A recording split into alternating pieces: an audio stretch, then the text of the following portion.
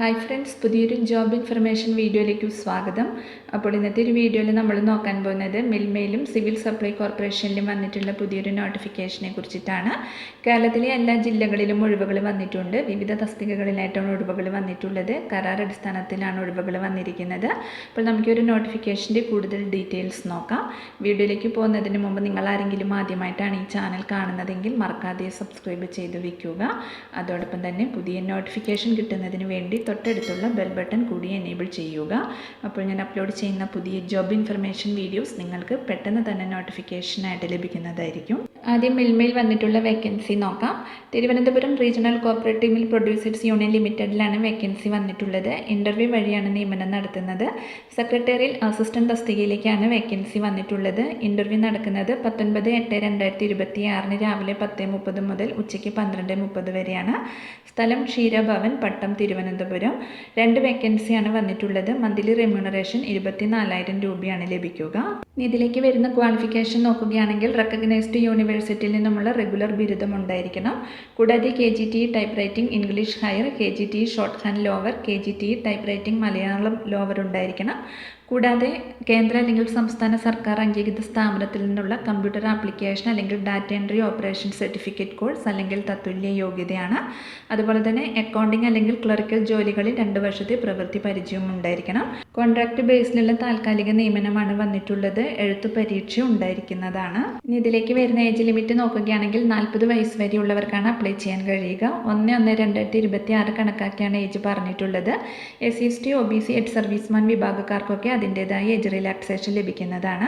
അപ്പോൾ താല്പര്യമുള്ള ഉദ്യോഗാർത്ഥികൾക്ക് ഇൻ്റർവ്യൂവിൽ പങ്കെടുക്കാം. ഇൻ്റർവ്യൂവിൽ പങ്കെടുക്കാൻ താല്പര്യമുള്ള ഉദ്യോഗാർത്ഥികൾ നിങ്ങളുടെ ഏജ്, ക്വാളിഫിക്കേഷൻ, എക്സ്പീരിയൻസ് എന്നിവ തെളിയിക്കുന്ന സർട്ടിഫിക്കറ്റ്സിൻ്റെ ഒറിജിനലും ഒരു പാസ്പോർട്ട് സൈസ് ഫോട്ടോയും ID പ്രൂഫും കൂടാതെ സർട്ടിഫിക്കറ്റ്സിൻ്റെ സെൽഫ് അറ്റസ്റ്റഡ് കോപ്പീസും ഇൻ്റർവ്യൂവിന് പോകുന്ന സമയത്ത് കയ്യിൽ കരുതേണ്ടതാണ്.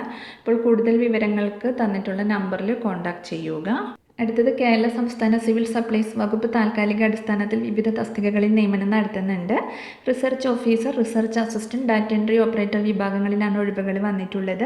ഡാറ്റ എൻട്രി ഓപ്പറേറ്റർ തസ്തികയ്ക്ക് എല്ലാ ജില്ലകളിലും ഒഴിവുകൾ വന്നിട്ടുണ്ട്. അപേക്ഷ സ്വീകരിക്കുന്ന അവസാന തീയതി വരുന്നത് ഓഗസ്റ്റ് 22 വരെയാണ്.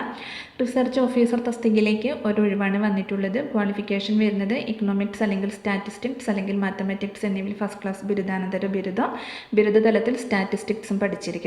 കൂടാതെ സർക്കാർ, സ്വയംഭരണ സ്ഥാപനങ്ങൾ, പൊതുമേഖലാ സ്ഥാപനങ്ങൾ, സർവകലാശാലകൾ എന്നിവിടങ്ങളിൽ സ്റ്റാറ്റിസ്റ്റിക്കൽ വിശകലനം, ഗവേഷണം, വിലശേഖരണം തുടങ്ങിയ മേഖലകളിൽ കുറഞ്ഞത് 2 വർഷത്തെ പ്രവൃത്തി പരിചയമാണ്. ശമ്പളം 36,000 രൂപയാണ് ലഭിക്കുന്നത്. അടുത്തത് റിസർച്ച് അസിസ്റ്റന്റ് തസ്തികയിലേക്കാണ് വേക്കൻസി വന്നിട്ടുള്ളത്. ഒരു ഒഴിവാണുള്ളത്. ക്വാളിഫിക്കേഷൻ വരുന്നത് ഇക്കണോമിക്സ് അല്ലെങ്കിൽ സ്റ്റാറ്റിസ്റ്റിക്സ് അല്ലെങ്കിൽ മാത്തമാറ്റിക്സ് എന്നിവയിൽ ഫസ്റ്റ് ക്ലാസ് ബിരുദാനന്തര ബിരുദവും ബിരുദതലത്തിൽ സ്റ്റാറ്റിസ്റ്റിക്സും പഠിച്ചിരിക്കണം.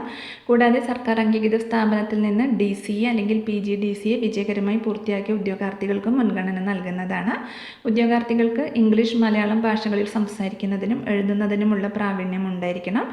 ഉദ്യോഗാർത്ഥികൾക്ക് വെബ് പ്രോസസ്സിങ്ങിലും എക്സൽ ഫോർമാറ്റിലുമുള്ള പ്രവർത്തനങ്ങളിലും പ്രാവീണ്യം ഉണ്ടായിരിക്കണം. ശമ്പളം 30,000 രൂപയാണ് ലഭിക്കുക.